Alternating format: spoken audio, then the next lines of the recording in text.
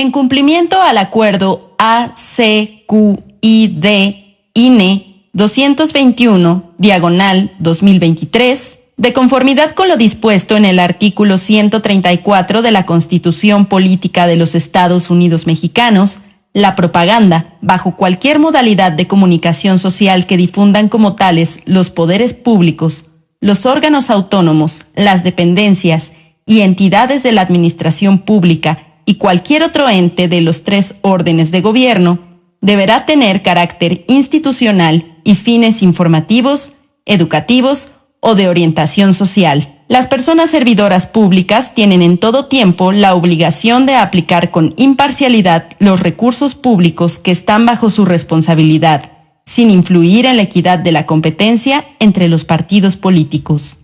Instituto Nacional Electoral.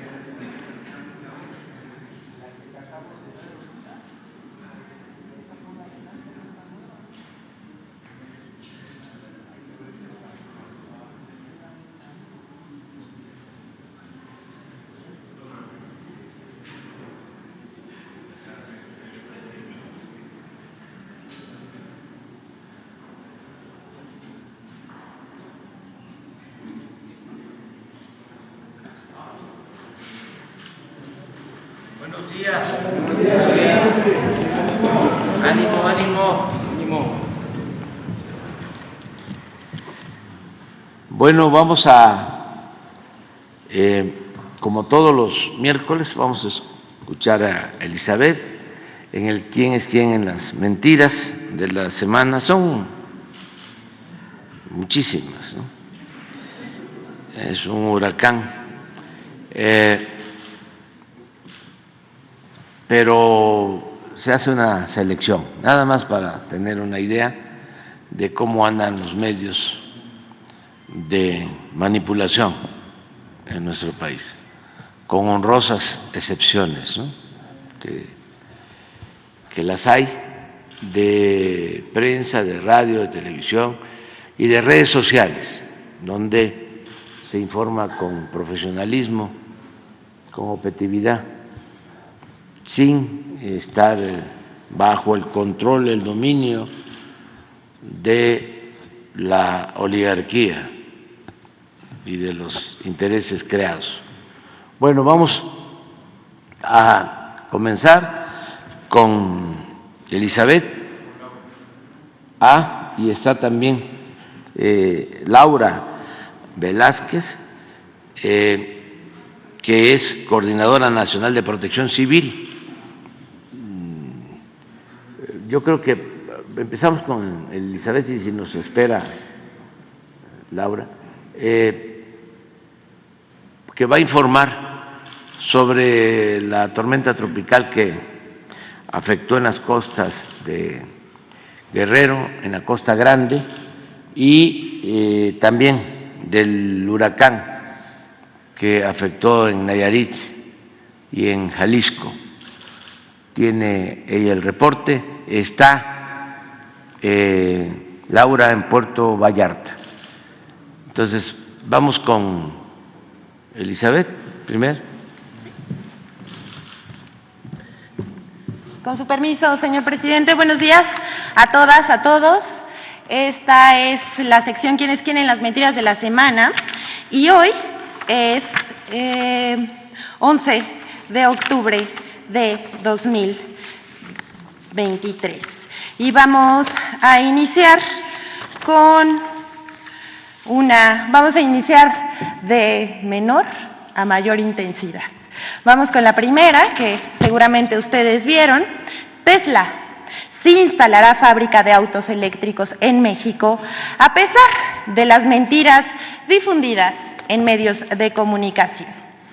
El pasado 5 de octubre, diversos medios aseguraron que Tesla ya no construiría su fábrica de autos eléctricos en México, sino en Texas, lo cual resultó falso. Pero vamos a ver la cobertura. Estuvo, por supuesto, en primera fila el Latinus de Loret de Mola, Yahoo Noticias, El Heraldo, Debate, Publímetro, Vanguardia, Crónica, entre otros. Todos ellos le entraron a la campaña de desinformación. ¿Cómo pasó esto? Vamos a darles contexto.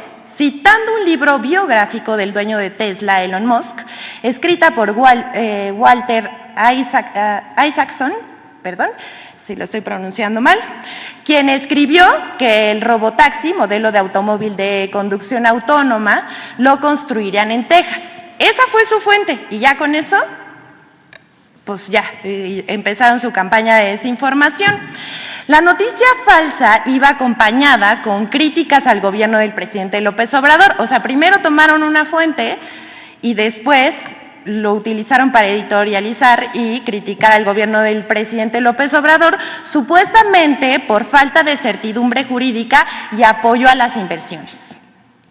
El gobernador de Nuevo León, Samuel García, respondió a las falsedades en el marco de la reunión anual de industriales el mismo 5 de octubre, informó que Elon Musk, dueño de Tesla, envió una carta conminando al gobierno a la construcción de los proyectos de infraestructura previstos para instalar la gigafábrica de Tesla en el municipio de Santa Catarina.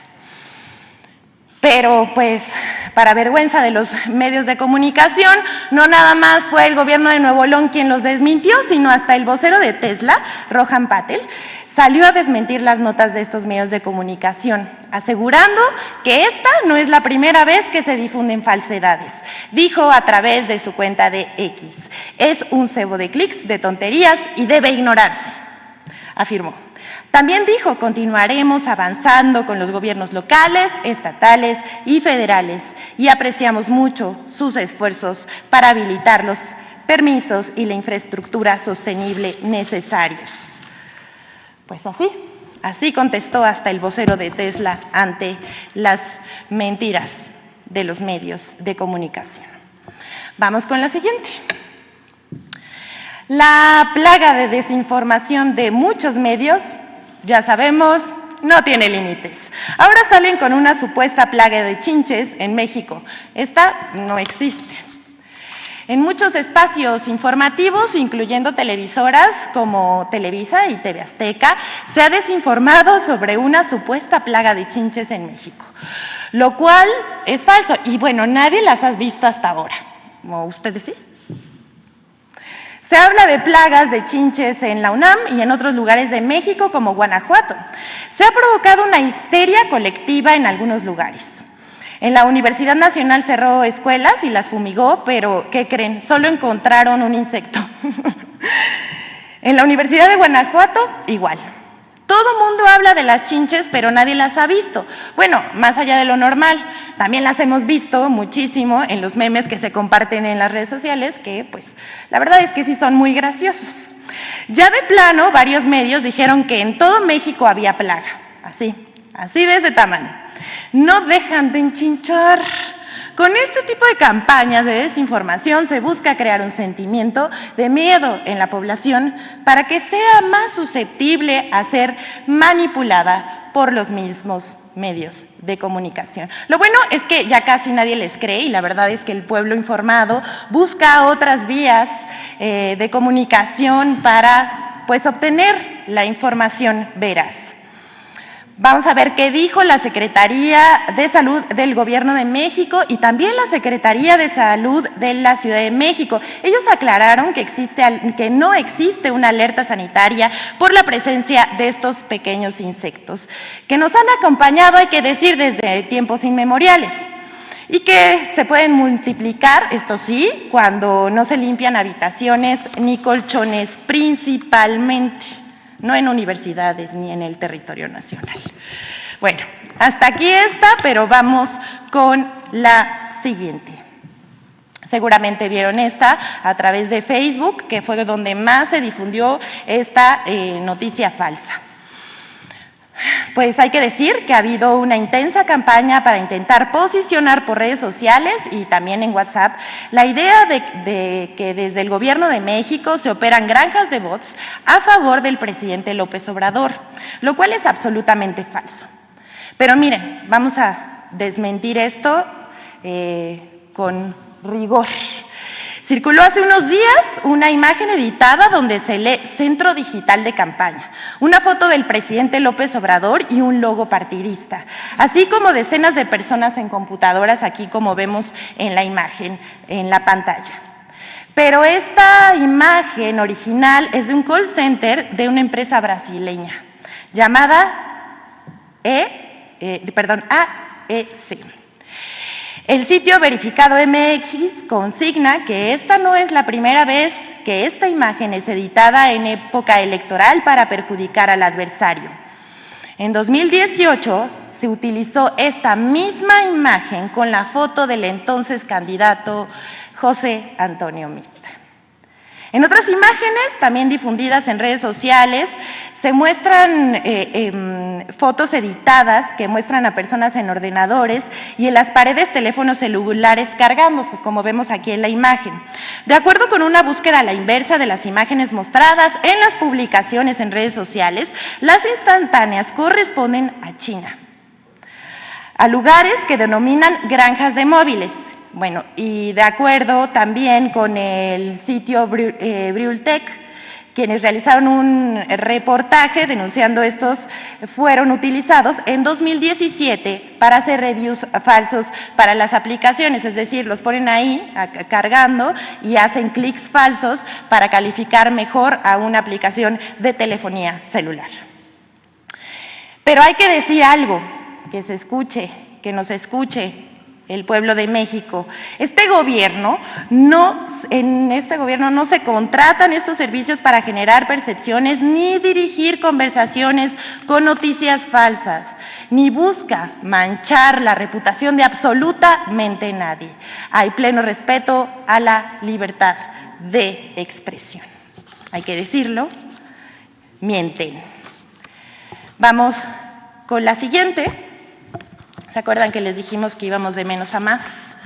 Pues aquí está una que la verdad es que pues es el colmo. Es falso que programas sociales no ayudaron a reducir la pobreza ni la desigualdad, como aseguraron en medios de comunicación.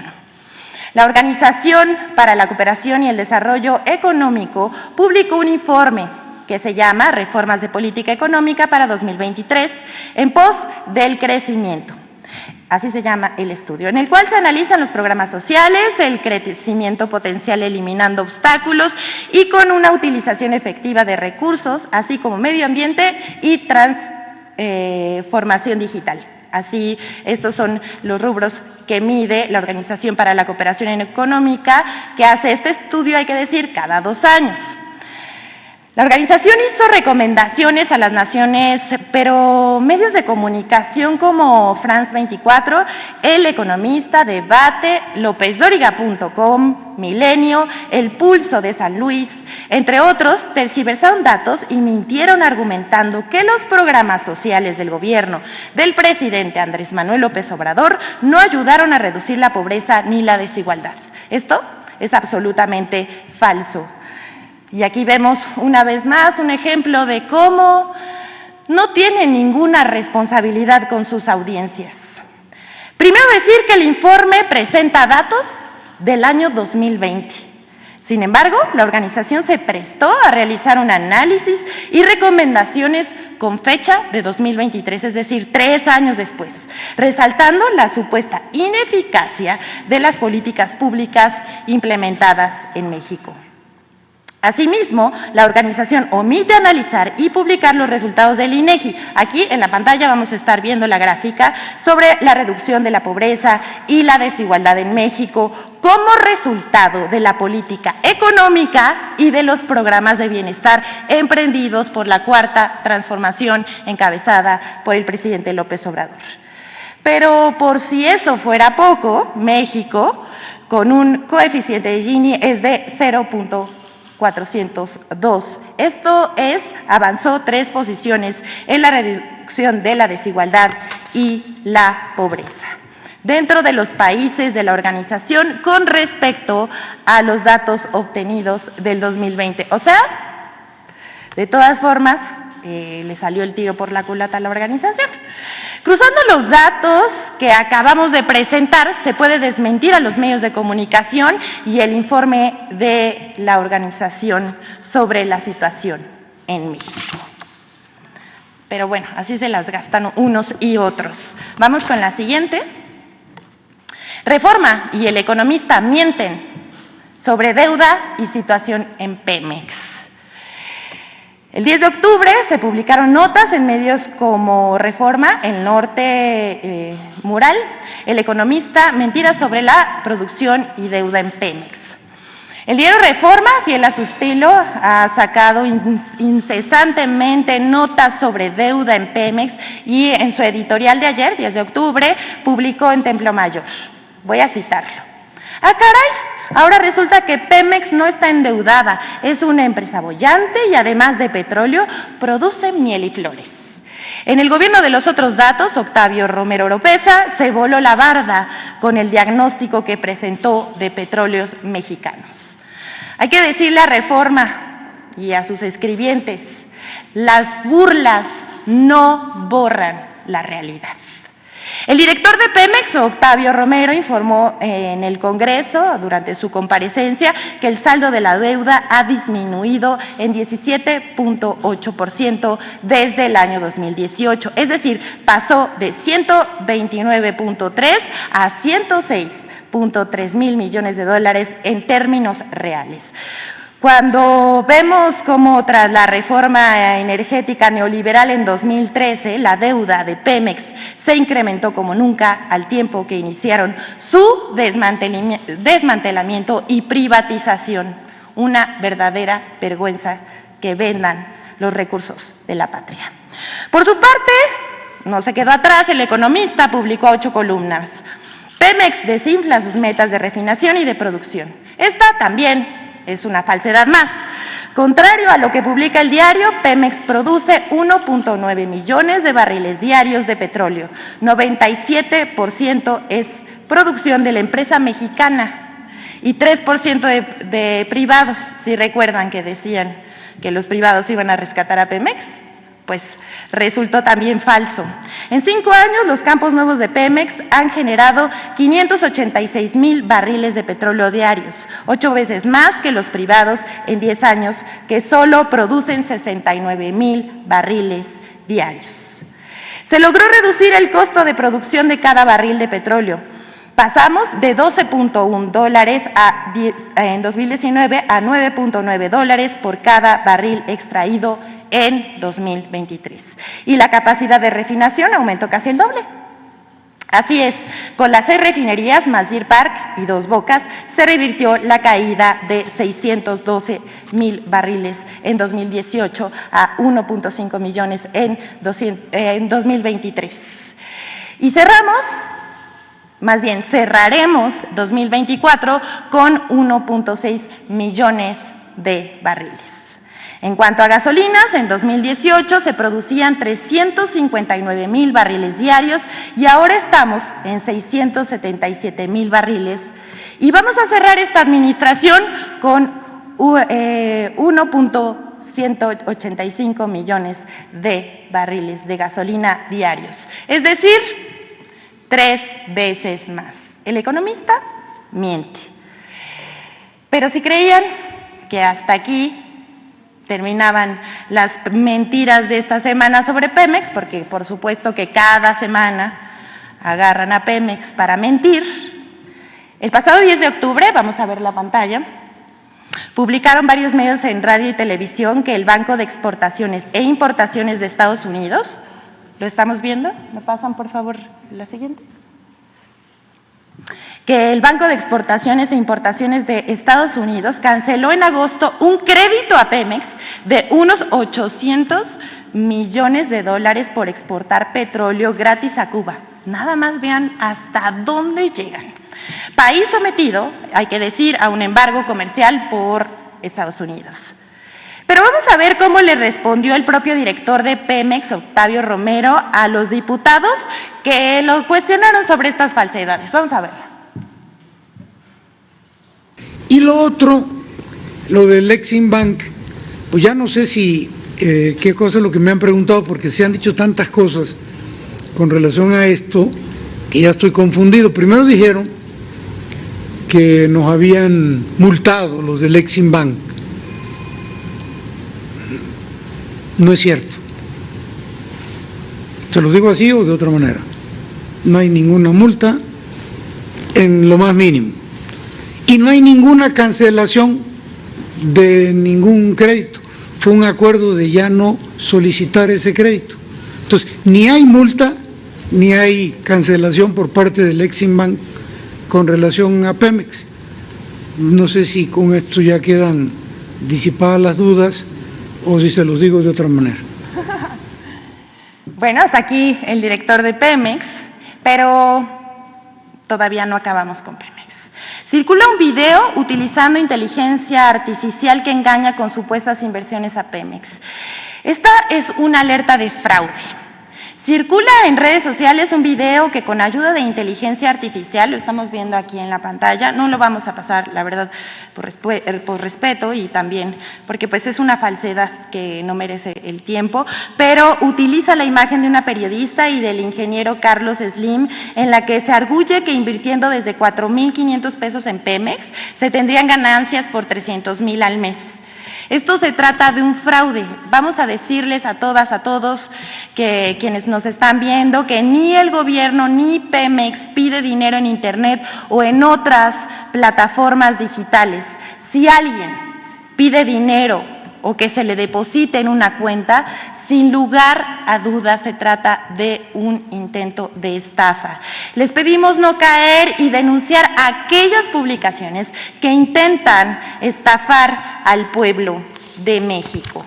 Y bueno, hasta aquí las mentiras sobre Pemex, pero para finalizar la sección vamos a compartir la colaboración con Infodemia sobre las mentiras del Poder Judicial sobre la cancelación de fideicomisos que el Congreso quiere aprobar. Pero sabemos perfectamente por qué el presidente le quiere recortar presupuesto al Poder Judicial, quiere asfixiarlo. De donde se les paga las pensiones a los jueces viejitos, a las juezas en retiro. Por amor de Dios, eso es, eso es una venganza. ¿Cómo acabas con alguien? Déjalo quebrado.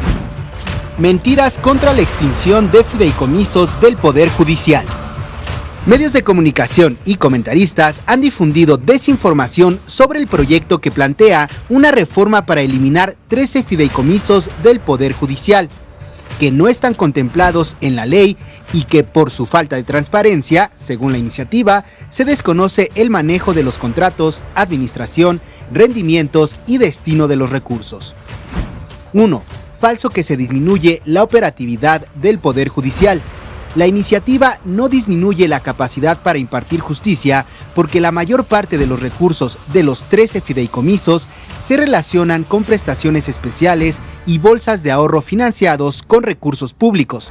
Por ejemplo, el fideicomiso 80-693 del Consejo de la Judicatura destina 76.572.294 pesos al mantenimiento de casa habitación de magistrados y jueces. El fideicomiso 80-694 del mismo Consejo cuenta con 69.075.827 pesos para apoyos médicos complementarios y de apoyo médico extraordinario para servidores públicos del Poder Judicial de la Federación, mientras que un fideicomiso del Tribunal Electoral del Poder Judicial de la Federación destina 15.943.069 pesos al mismo fin. 2. falso que afecta los derechos de los trabajadores del Poder Judicial. La iniciativa no afecta derechos adquiridos de los trabajadores, pues las obligaciones derivadas de estos instrumentos serán atendidas con los recursos de los propios fideicomisos. Por ejemplo, el fideicomiso 80692, pensiones complementarias a magistrados y jueces jubilados, actualmente cuenta con 4.722.319.850 pesos. Sin embargo, en 2018 solo se destinaron 15.6 millones para el pago del 5% de la nómina de pensiones, pues el restante 95% se liquidó con el presupuesto propio, por lo que la Auditoría Superior de la Federación consideró que el Poder Judicial tenía los recursos suficientes para pagar este tipo de pensiones hasta por 72 años. 3. Falso que se reduzca la certeza jurídica e inversiones. La derogación de estos fideicomisos se realiza con apego a la ley y respeto a la división de poderes. Además, simplificará la rendición de cuentas del Poder Judicial y los recursos públicos se gestionarán a través de las estructuras gubernamentales existentes, mejorando la rendición de cuentas y la austeridad, dos objetivos que la iniciativa considera fundamentales para lograr la nueva legitimidad del Poder Judicial y, por tanto, dar certeza jurídica en sus decisiones. 4. Falso que sea una venganza contra la Corte o que se busque su control. El proyecto de presupuesto contempla una asignación de 84.792 millones de pesos para el Poder Judicial, lo que garantiza el funcionamiento e independencia de este poder. Además, la propia Ley Federal de Presupuesto contempla que el Poder Legislativo tiene la facultad de extinguir esos fideicomisos. Infodemia. Ojalá se acaben los privilegios a costa del pueblo. ¿Es cuánto, señor presidente? Buenos días. Ahora sí, con Laura. Vamos con Laura. Sí, señor presidente. Muchas gracias, muy buen día para usted y para todos. Con su permiso, el día de ayer, martes 10 de octubre, el huracán Lidia, categoría 4, tocó tierra en la localidad de Las Peñitas, en el municipio de Tomatlán, Jalisco. 3 horas después se debilita a huracán categoría 2 al este de Puerto Vallarta. Los municipios en donde se registró la mayor precipitación en Jalisco fueron Cihuatlán, Tolimán, Tomatlán y Autlán. Asimismo, en Colima, en los municipios de Comala y Armería. Lidia se ha debilitado a una baja presión sobre el sur de Zacatecas, con muy fuertes lluvias en la Mesa del Norte y en el noreste del país.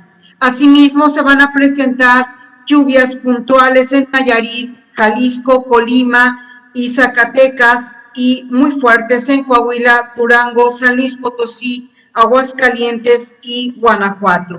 Se realizaron a lo largo de estos días acciones muy importantes y de manera conjunta con el gobierno del estado de Jalisco y de Colima y de Nayarit, acciones de preparación y de prevención. Se emitieron 10 boletines de alertamiento por parte de la Coordinación Nacional de Protección Civil. Se desplegaron 3 equipos hacia Nayarit y Jalisco como parte de la misión de enlace y coordinación operativa.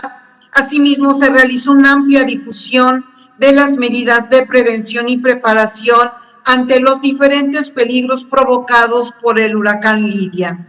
El día de ayer sesionó el Comité Nacional de Emergencias con la participación de 24 instituciones del Gobierno de México. Al momento se mantiene en sesión permanente.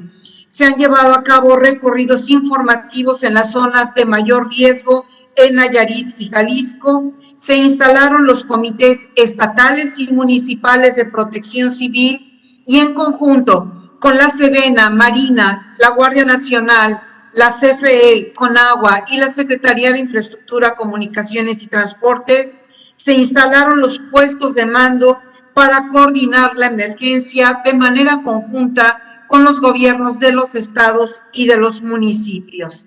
El Gobierno de México, a través de la Sedena, de la Marina, de la Guardia Nacional, de la Coordinación Nacional de Protección Civil, CFE, Conagua y Comunicaciones y Transportes cuenta con los siguientes recursos para la atención a las afectaciones por Lidia.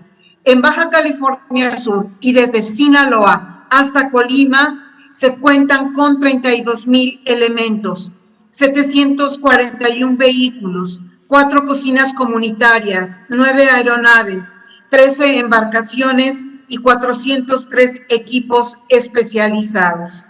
El día de hoy se llevará a cabo un recorrido en los municipios de Tomatlán y Autlán, que han sido los más afectados, para determinar cuáles son los daños y detectar las necesidades de la población. Y evidentemente detectar los daños a la infraestructura y a la vivienda. Asimismo, las carreteras interrumpidas por caídas de árboles ya iniciaron desde este momento el retiro de estos árboles caídos y de postes con la ayuda de la Sedena, de Marina y de la Guardia Nacional, y la Secretaría de Infraestructura y Comunicaciones y Transportes ya está realizando la apertura de numerosas carreteras comunitarias para que llegue la ayuda humanitaria. Se tiene el reporte de ríos y de arroyos desbordados, como es el arroyo Cangrejo y Coajinque en el municipio de Autlán. Se encuentra sin energía eléctrica La Huerta, Cabo Corriente y la interrupción parcial en Puerto Vallarta. Voladuras de techos ligeros en Tomatlán y caídas de poste. Un hospital regional en Autlán, en Jalisco, con daños por inundación. Asimismo, se encuentra ya reparándose en este momento la carretera federal 200 y las estatales 554 y 556. Se han reportado 2 lesionados en Autlán de Navarro y otro en Cihuatlán, y se han aperturado 45 refugios y se tiene hasta el momento 171 personas refugiadas en estos albergues. Asimismo, se reporta un fallecido por caída de árbol en Bahía de Banderas, Nayarit.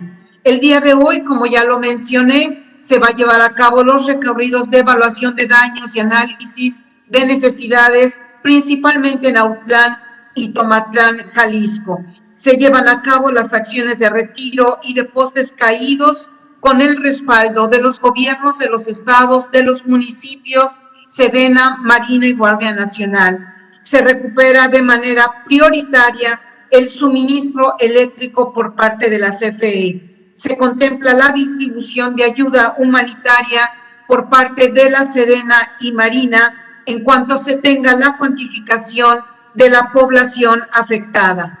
Asimismo, la Secretaría de Infraestructura, Comunicaciones y Transportes lleva a cabo acciones para la recuperación inmediata de tramos carreteros dañados. Por otro punto, informo a ustedes sobre la tormenta tropical Max que tocó tierra en el municipio de Petatlán, Guerrero, el pasado lunes 9 de octubre y que se degradó a una baja presión en Michoacán. Los municipios en donde se registró la mayor precipitación fue Benito Juárez, Atoyac de Álvarez y Coyuca de Benítez. Se realizaron diferentes acciones de prevención y de preparación. Una fuerza de tarea muy importante por parte del Gobierno de México, encabezado por la Sedena, Marina, Guardia Nacional, la Coordinación Nacional de Protección Civil, CFE, Conagua, la Secretaría de Infraestructura, Comunicaciones y Transportes y también los gobiernos del estado de Guerrero y municipios, con un total de elementos de 976 y un total de vehículos de 310. Concluyo mi participación mencionando que se realizó el rescate de personas atrapadas por la corriente de un río en Tecpan por parte de la Secretaría de Marina, el apoyo para la activación de refugios temporales por parte de la Sedena, la evacuación hacia refugios temporales por parte de Protección Civil. La Secretaría de Infraestructura, Comunicaciones y Transportes lleva a cabo la reparación de los cortes carreteros en la carretera federal 200 Acapulco, Zihuatanejo. Por último, informo que la Secretaría de Marina reparte 3,000 despensas a los municipios más afectados. Por último, la tormenta tropical Max afectó a 143,000 usuarios y la CFE ha recuperado ya el 98% del suministro eléctrico. Quedo a las órdenes de ustedes. Nos vamos en unos momentos más a hacer estos recorridos por Tomatlán y Autlán. A sus órdenes. Gracias, Laura. Muchas gracias. Gracias. También reconocer el apoyo de las autoridades municipales y de los gobiernos de Nayarit, de Jalisco, de Michoacán, Colima y Guerrero, que han estado trabajando de manera coordinada con Protección Civil. Bueno, vamos a iniciar. Empezamos por acá. Buenos días, señor presidente. Eduardo Esquivel Ancona, SDP Noticias. Mi primera pregunta es sobre el tema del gasto. En aras del gasto y la transparencia,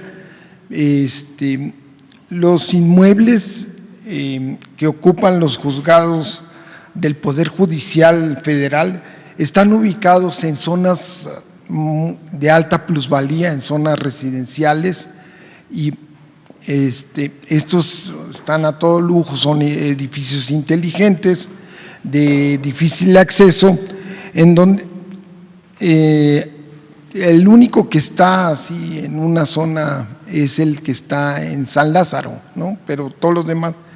La pregunta sería, ¿de quién son estos inmuebles? ¿Cuántos son propios del gobierno federal? ¿Cuántos son rentados y a quién se los rentan? Seguramente si escarbamos vamos a ver que estos inmuebles son de gente poderosa, a lo mejor exministros. Estamos haciendo la investigación. Entonces, su gobierno podría transparentar esto, porque pues es dinero público, no es el que aquí lo estamos viendo, ¿no? Cuánto se gasta el Poder Judicial, ¿no? Y es un Poder Judicial lento y que a veces hasta injusto. Entonces, esa sería mi primera pregunta. Bueno, es un asunto de un poder independiente, autónomo. Es notorio que siempre el Poder Judicial ha tenido un trato preferencial en cuanto al manejo del presupuesto. Ha sido bien atendido para contar con el apoyo de jueces, de magistrados, de ministros. Todo esto tiene como antecedente lo que fue la práctica del maiceo, que se inicia con la dictadura de Porfirio Díaz. Era famoso de que Porfirio Díaz sobornaba a sus potenciales opositores. Cuando alguien lo cuestionaba, decía: ese gallo quiere maíz, y le daban maíz al gallo y dejaba de cantar, dejaba de inconformarse el gallo, de oponerse. Esa práctica, aunque parezca así muy esquemática y elemental, se trasladó, incluso resistió la Revolución Mexicana y se siguió aplicando, sobre todo en el periodo neoliberal, para que la oligarquía tuviese mangas anchas y poder quedarse con los bienes del país o trasladar los bienes del país a particulares, pues necesitaba tener bien maiciados a los funcionarios públicos, porque me cuesta trabajo llamarles servidores públicos. Entonces, ¿cómo los diputados, como los senadores, como los integrantes del Poder Ejecutivo, como los jueces, los magistrados, los ministros, obedecían, pues pagándoles muy bien, con sueldos elevadísimos, con muchas prestaciones? Era una burocracia dorada la que existía. Y también mucho dinero del presupuesto se utilizaba para tener muy buenas oficinas, no solo los sueldos, oficinas en las avenidas más céntricas y lujosas, y dinero para construir edificios. Yo no creo que los edificios que utiliza el Poder Judicial sean rentados, creo que son de ellos, hechos con el presupuesto que se les entregaba. Tienen edificios en todo el país muy elegantes, en San Ángel, Las Flores, sí, pero así es en todo el país. En Angelópolis, en Puebla, sí, un edificio lo más lujosísimo, y lo que aquí se acaba de dar a conocer, mucho dinero para la construcción de sus viviendas, de sus residencias, mantenimiento para sus casas. Eso es lo que puedo comentarles. Por eso ahora hay enojo y están también desinformando, hablando de que se van a quedar los trabajadores del Poder Judicial sin sus prestaciones.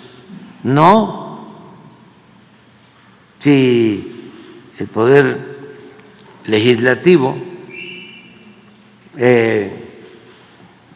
suspende, cancela esos fideicomisos, no se afecta en nada a los trabajadores. Eso también para que lo conozcan todos los trabajadores del Poder Judicial. Son los privilegios de los de arriba,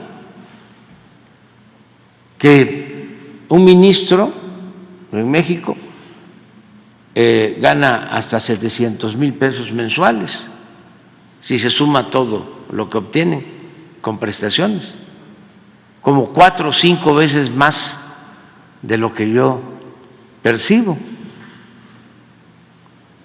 Entonces, eso es cortar el copete de privilegios, pero no es afectar a los trabajadores. Desde luego eso lo va a resolver el Poder Legislativo, que tiene facultad para eso, porque el Poder Legislativo tiene como facultad exclusiva la aprobación del presupuesto público. Nosotros recibimos el presupuesto del Poder Judicial y lo enviamos como lo recibimos al Poder Legislativo, 84,000 millones de pesos. Y también hay que preguntarnos en qué beneficia el Poder Judicial al pueblo de México o a la mayoría de los mexicanos. Pues en nada, al contrario, perjudica a la mayoría del pueblo de México. Es un poder al servicio de una minoría rapaz al servicio de la oligarquía, no de la mayoría del pueblo. Díganme ustedes si en el periodo neoliberal hubo algo que hicieran los integrantes del Poder Judicial, jueces, magistrados, ministros, en beneficio del pueblo. Nada. Y yo sí les puedo mencionar muchas cosas que hicieron en contra del pueblo. Por ejemplo, no permitieron que se consultara al pueblo cuando se llevó a cabo la reforma energética. Cumplimos con todos los requisitos, estábamos en ese entonces en oposición, se reunieron más de 3 millones de firmas, como lo establece la Constitución, para que se llevara a cabo una consulta y se le preguntara al pueblo. Pues los ministros de la Corte dijeron que no. Cuando se privatizaron las pensiones de los trabajadores, se acudió también a la Corte y no se apoyó. Cuando hay un accidente lamentable, doloroso, también por la privatización de las guarderías del Seguro Social, y pierden la vida bebés en un incendio de la guardería ABC en Hermosillo, también se presenta una denuncia para que se investigue, se castigue a los responsables. Nada. Yo soy un damnificado también del Poder Judicial. A mí me destituyeron cuando Fox era presidente.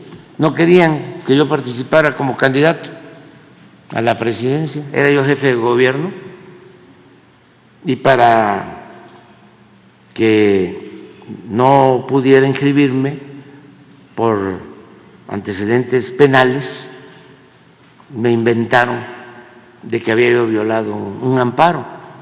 Y lo más interesante de entonces, o lo más vil, cínico, es que presenta la denuncia la Procuraduría de la República por consigna de Fox, y al día siguiente que presenta la denuncia de desafuero la Procuraduría, sale un desplegado de todos los miembros del Poder Judicial, ministros de la Suprema Corte de Justicia, empezando por su presidente, Mariano Azuela, respaldando al Ejecutivo, como si fuesen apéndices, como si fuesen parte del Poder Ejecutivo, como era antes, que estaban completamente subordinados. Entonces, decirle a los trabajadores del Poder Judicial que ellos no deben de preocuparse en nada, que no los quieran confundir, diciéndoles que se van a quedar sin sus sueldos, sin sus prestaciones. No, es con los de arriba que han abusado muchísimo. No puede haber gobierno rico con pueblo pobre. Entonces, eso es lo que te puedo decir sobre los edificios de... Ojalá los ministros nos digan que si son propios o son rentados. Sería bueno que informaran, pero siempre han tenido mucho presupuesto. Sí. Incluso hasta han habido denuncias de posibles actos de corrupción, porque ellos dan los contratos, los ministros, sin licitación.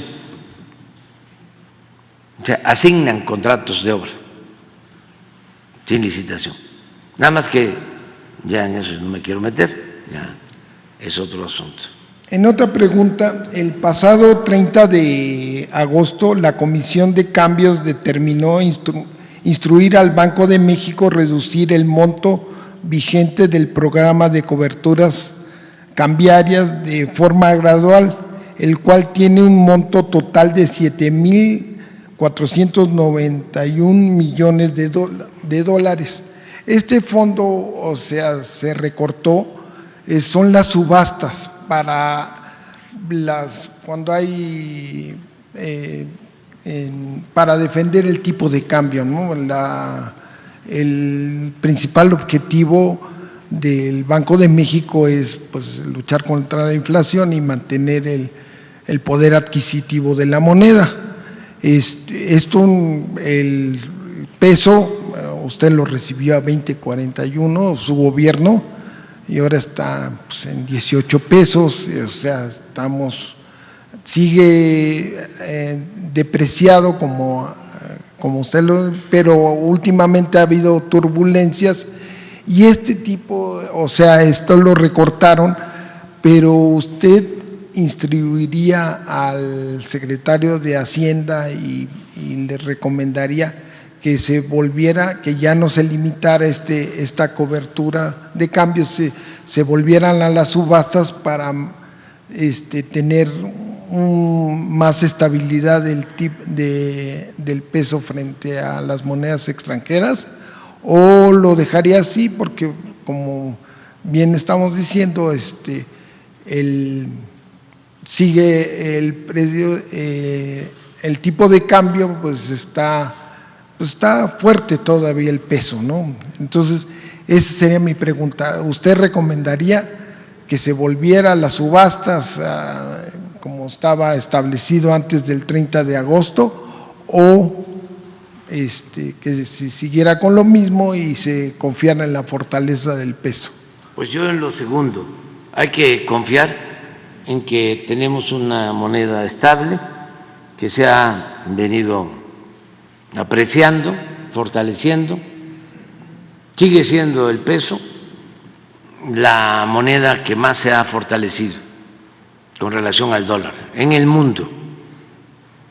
Ahora hubo un ajuste, se pensaba que ya dejaba de ser el superpeso y ayer de nuevo baja a menos de 18 pesos por dólar, o sea, está muy bien la moneda y hay mucha confianza en la fortaleza económica de México. Hasta me sorprendí, no sé si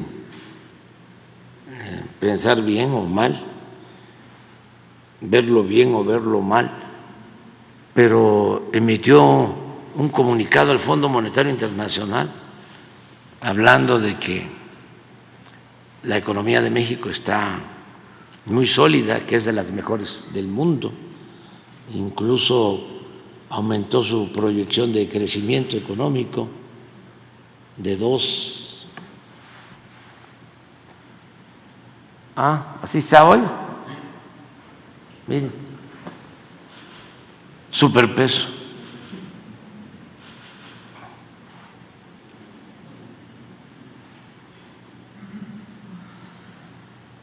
Sí, el Fondo Monetario, lo mismo, hablando muy bien de nuestra economía y esto nos ayuda.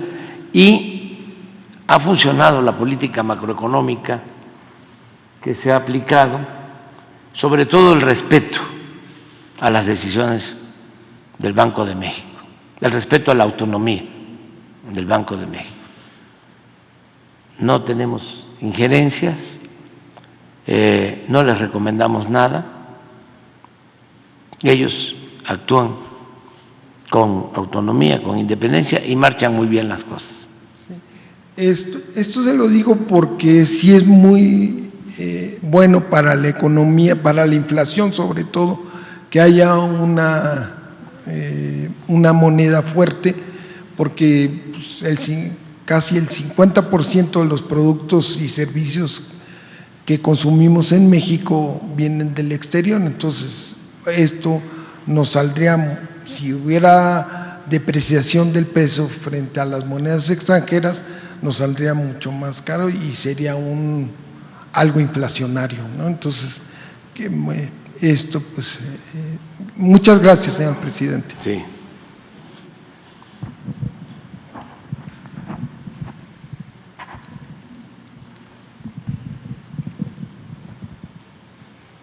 Señor presidente, muy buenos días. Sandra Aguilar, de AE Grupo Informativo. Como todos sabemos, el día de ayer estuvieron aquí los 23 gobernadores. Finalmente se firmó este acuerdo de salud universal. Y preguntarle, señor presidente, al menos el 80% de los mexicanos obviamente van a tener que afiliarse o que registrarse para poder, pues, ser beneficiarios de este servicio. Y bueno, preguntarle y saber dónde iniciará este servicio. ¿Tienen ya algún estado? Y también saber si el registro estará a cargo precisamente del personal del Instituto Mexicano del Seguro Social o por los siervos de la nación. Bueno, sí se va a entregar una tarjeta, nada más para llevar un seguimiento de el tipo de enfermedades de los pacientes, las medicinas que se utilizan con ese propósito, porque todo el servicio médico va a ser gratuito, es gratuito y ya comenzó. Todavía como digo, en una etapa inicial, en proceso, ya estamos avanzando, ya en muchos estados de los 23, en la mitad de esos 23, como en 15 estados de los 23, ya tenemos, por ejemplo, un abasto en promedio de 96% de todos los medicamentos. Pero no podemos decir lo mismo de los 23, todavía estamos firmando, hace unos días se firmó el acuerdo para la federalización de los servicios de salud en el Estado de México, que tiene muchísimos centros de salud y hospitales, es el estado más poblado del país, pero ya vamos avanzando, ya están mejorando los servicios, ya se tienen más médicos generales, más médicos especialistas, ya se están rehabilitando los centros de salud, los hospitales, se están equipando, ya es un proceso. Queremos hacer una evaluación y esperemos que ya para entonces se tenga un servicio de salud de primera, de los mejores del mundo, para el mes de marzo del año próximo.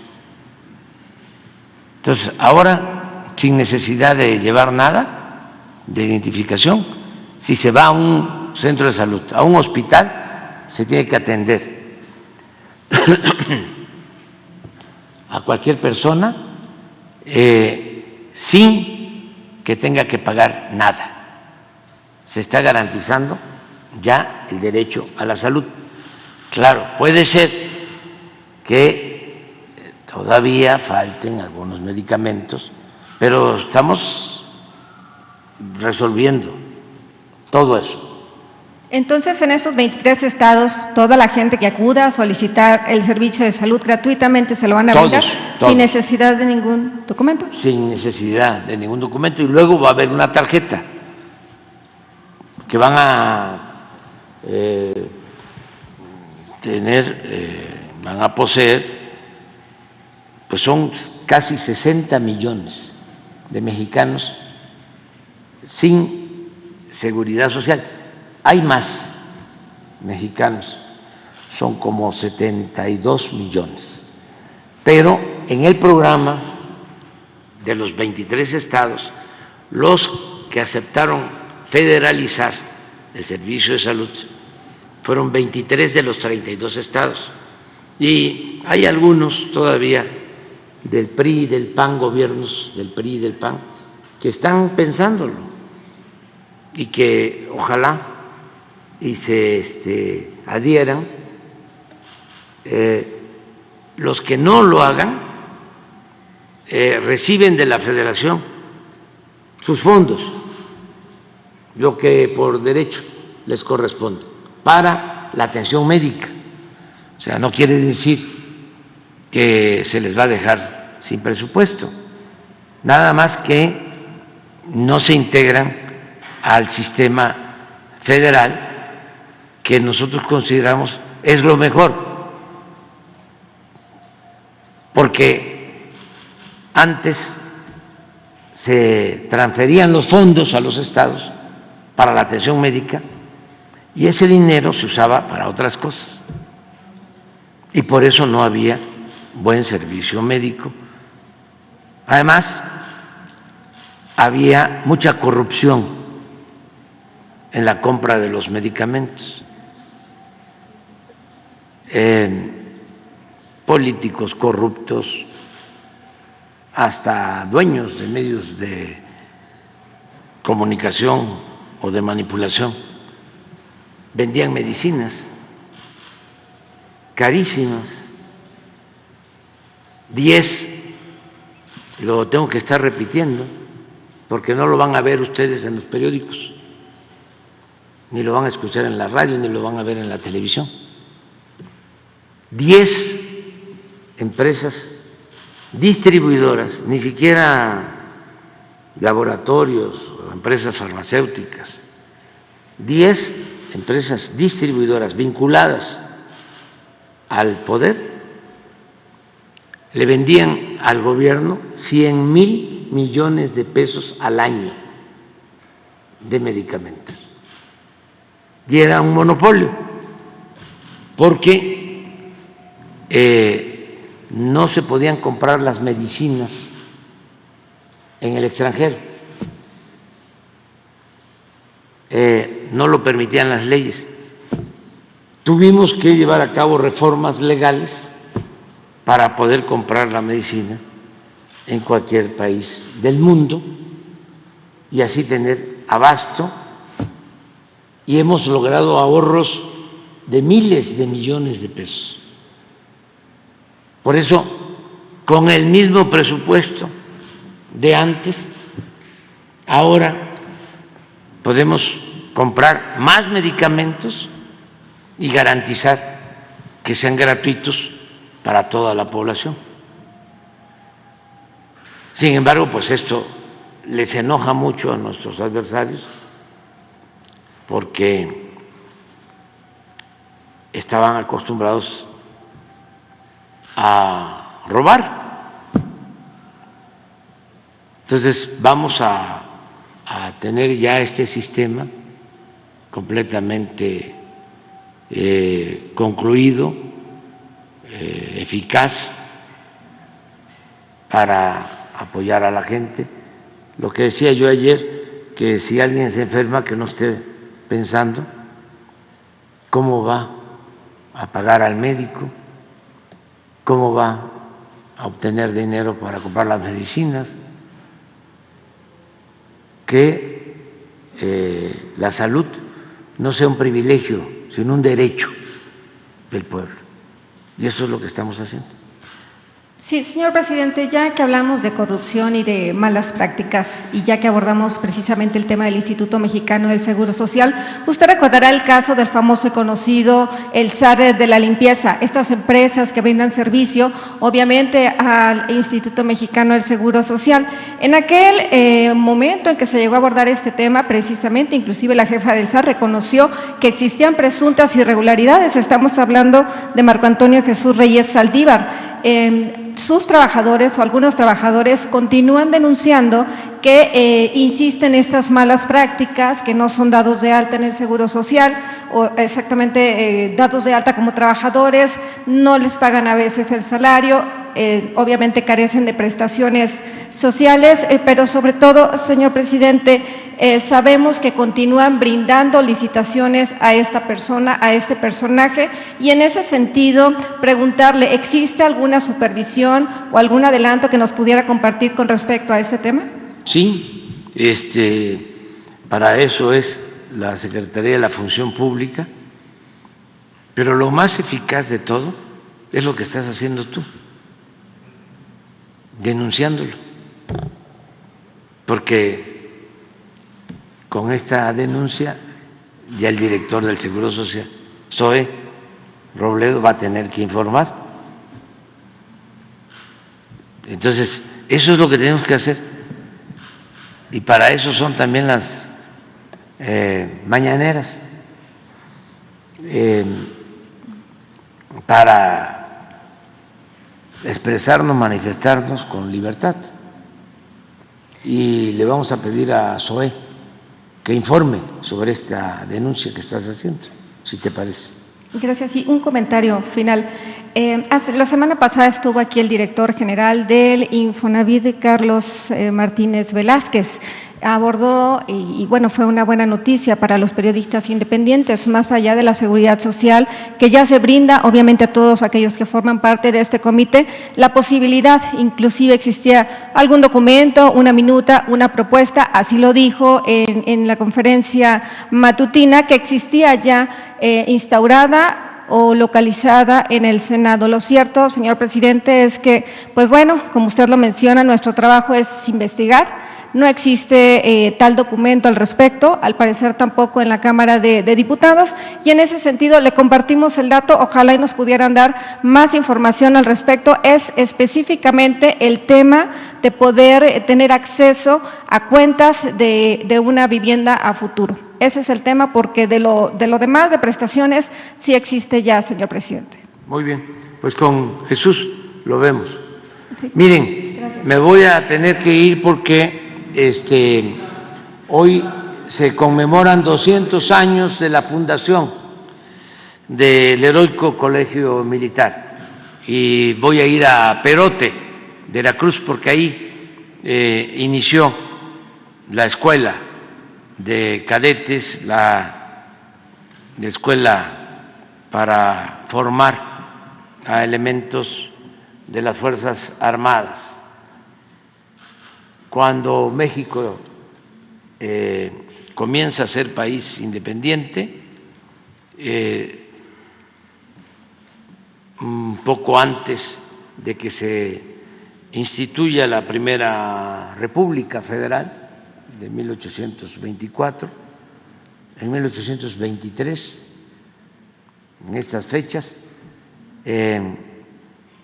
con el impulso de los insurgentes, de Guadalupe Victoria, de Vicente Guerrero, de todos esos héroes que lucharon por nuestra independencia, se creó el Colegio Militar, que ya se conoce como Heroico Colegio Militar, porque después de su fundación nada más es cosa de recordar lo que hicieron los cadetes del Heroico Colegio Militar cuando la invasión de 1847, la invasión estadounidense, cuando nos arrebataron con esa invasión más de la mitad de nuestro territorio. Por eso recordamos a los niños héroes de Chapultepec. Entonces vamos hoy a estar presentes en la ceremonia. Antes de irme, quiero pues expresar mi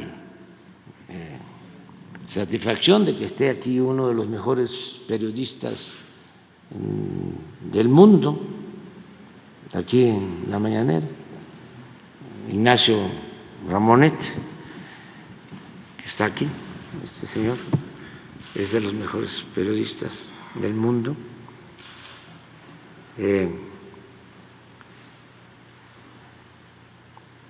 Siempre hablo de Kapuczynski, muy buen periodista, Ignacio, pues, es periodista español y tiene una entrevista un poco amplia.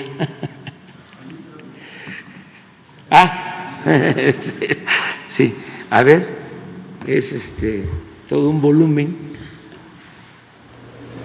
Un placer para mí regalarse las dedicada, un gran placer para todos. Traigo muchos saludos de muchos amigos. Sí. Ven.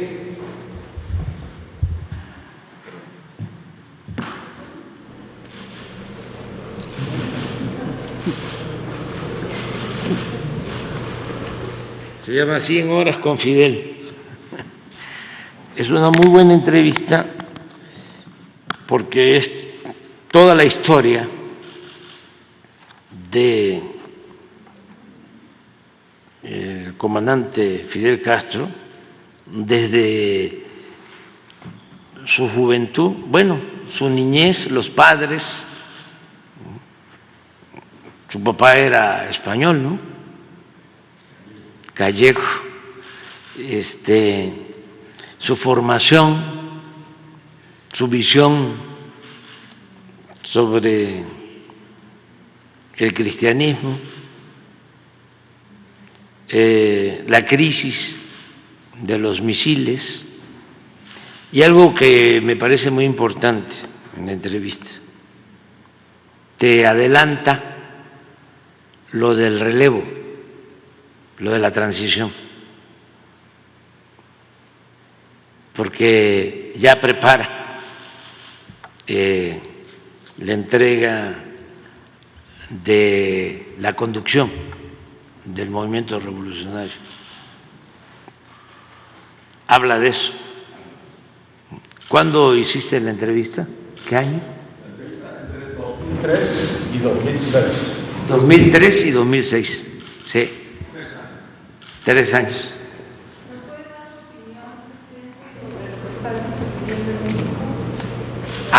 Ya mi opinión es que es bienvenido aquí a nuestro país. A ver, si tú quieres expresar algo, ahí está el micrófono. Bueno. Bueno, presidente, muchas gracias. Primero, es un gran honor estar aquí con ustedes, un gran placer y le agradezco que nos haya invitado y le agradezco sus palabras tan amables, tan cariñosas. Para mí era, como periodista, tenía mucho interés en asistir a una mañanera porque creo que usted ha iniciado una forma muy diferente de dirigirse a la vez a la población y a los medios. Una manera, primero en esta continuidad, del hecho de que sea todos los días, digamos 5 días a la semana, y que usted responda a todo tipo de preguntas y que además con mucha claridad, con mucha sencillez, con una extraordinaria honestidad intelectual que trasciende de su manera de expresarse, vaya no solo dando información fundamental, sino también desmintiendo muchas de las informaciones que circulan en un momento en el que estamos, en el que la desinformación es permanente, ¿verdad? En el que la verdad está en crisis, en el que los hechos ya son cada vez más difíciles de establecerse, porque hay como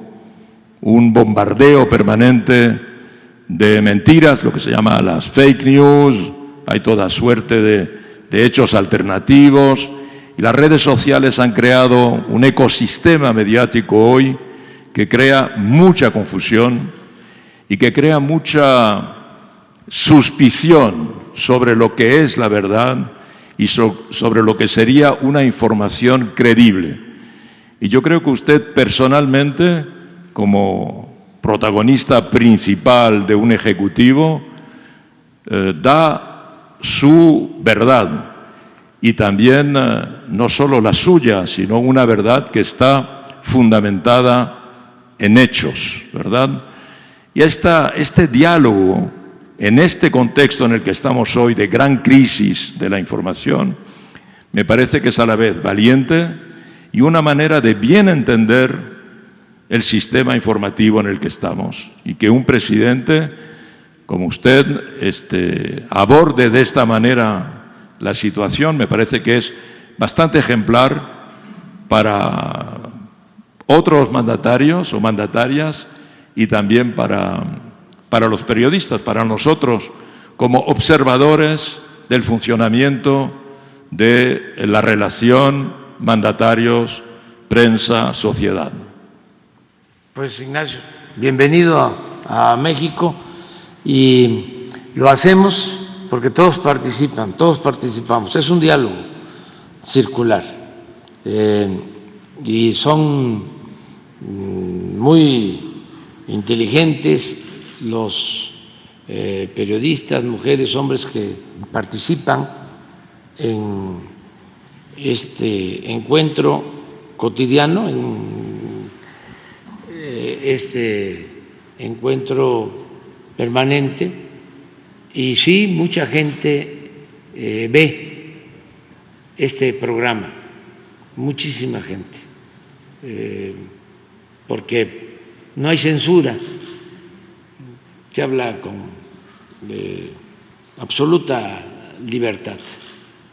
Y sí cuestionamos a los medios que están demasiado cercanos al poder económico, demasiado cercanos al poder económico y distantes del pueblo, pero no censurados. Lo que se ejerce es el derecho de réplica. A todos los respetamos. Ningún periodista en México es perseguido. Ningún periodista es censurado. Hay veces que vienen algunos dueños de medios de información muy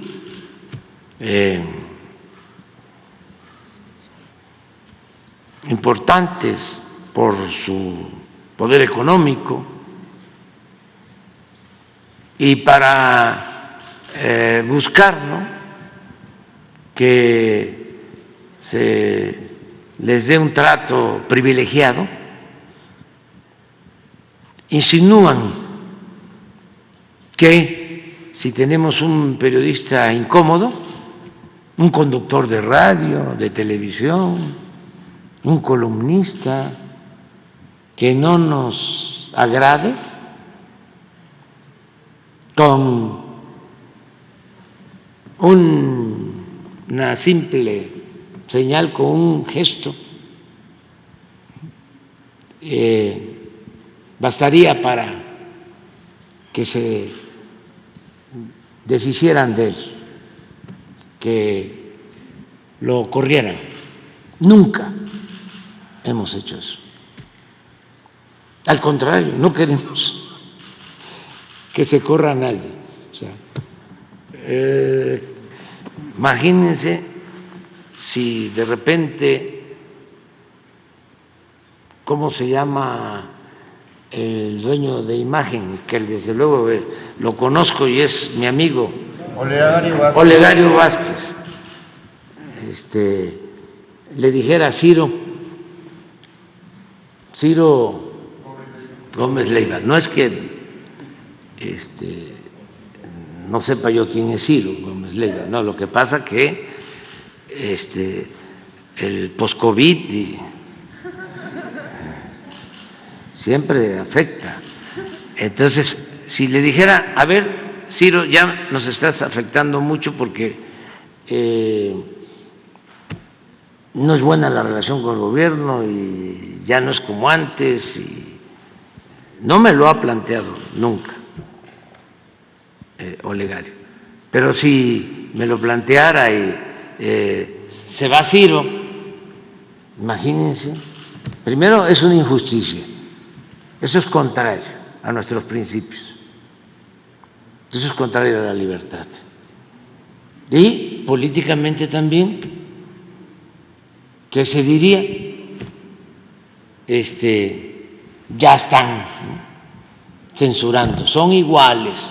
No, no somos lo mismo. O que le dijéramos al de Radio Fórmula, Jaime Azcárraga, es muy molesto, muy molesto, muy molesto, Joaquín López Dóriga.